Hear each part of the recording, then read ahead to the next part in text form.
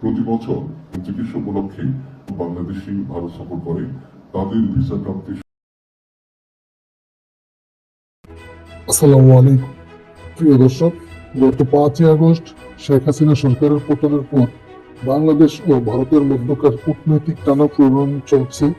এই টানাপোড়েনের মধ্যে বিভিন্ন ইস্যুতেই বাংলাদেশ ও ভারতের মধ্যে জনগণের যে আন্দোলন ও ক্ষোভের সৃষ্টি হয়েছে, এরই পরিপ্রেক্ষিতে উভয় দেশের কূটনৈতিক দূরত্ব দিন দিন বেড়েই চলছে।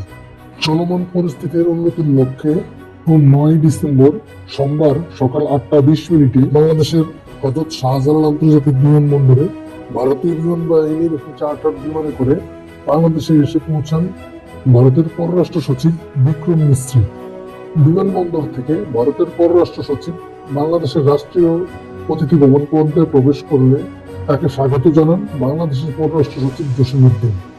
ফরেন অফিস কনসালটেশন FOC কর্তৃক আয়োজিত নিয়মিত ও স্বাভাবিক কূটনৈতিক কার্যক্রমের এই বৈঠক হলেও বিভিন্ন কারণে এবারের বৈঠকটি অতিরিক্ত আগ্রহ তৈরি করছে।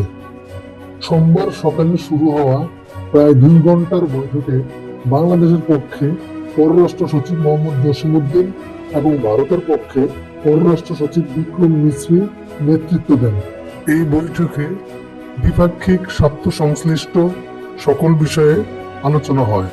আলোচনা শেষে প্রেস ব্রিফিং এর সময় ভারতীয় পররাষ্ট্র সচিব বিক্রম মিস্ত্রি বলেন, Good afternoon to all of you. I'm here in Dhaka.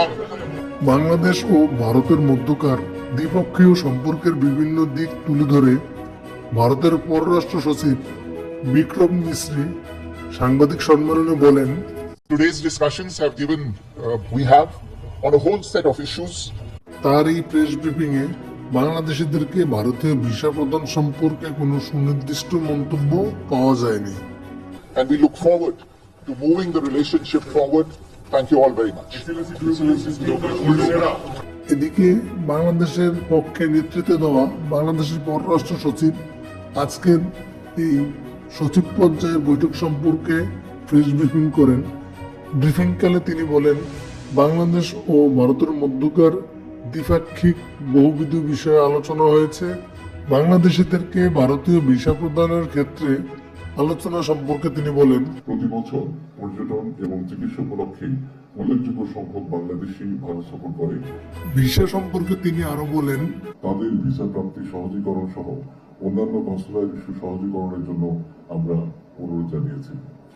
একদিনের সফরে আসা ভারতীয় পররাষ্ট্র সচিব বিক্রম মিস্ত্রি বাংলাদেশের পররাষ্ট্র সচিব জসিমউদ্দিনের সাথে দ্বিপাক্ষিক বৈঠক শেষে বাংলাদেশের অন্তর্বর্তীকালীন সরকারের প্রধান উপদেষ্টা এবং পররাষ্ট্র উপদেষ্টার সাথে সৌজন্য সাক্ষাৎ করেন।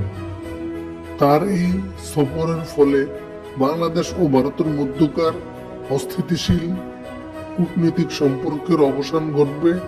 আশা করি খুব দ্রুতই বাংলাদেশিদেরকে ভারতীয় ভিসা প্রদানের ক্ষেত্রে যেই জটিলতা সৃষ্টি হয়েছিল তার অবসান হবে।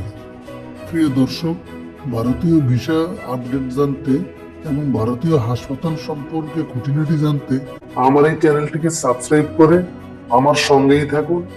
আমার এই ভিডিওটি যদি ভালো লেগে থাকে অবশ্যই লাইক, শেয়ার, কমেন্টস করবেন। ভালো থাকবেন। আল্লাহ হাফেজ।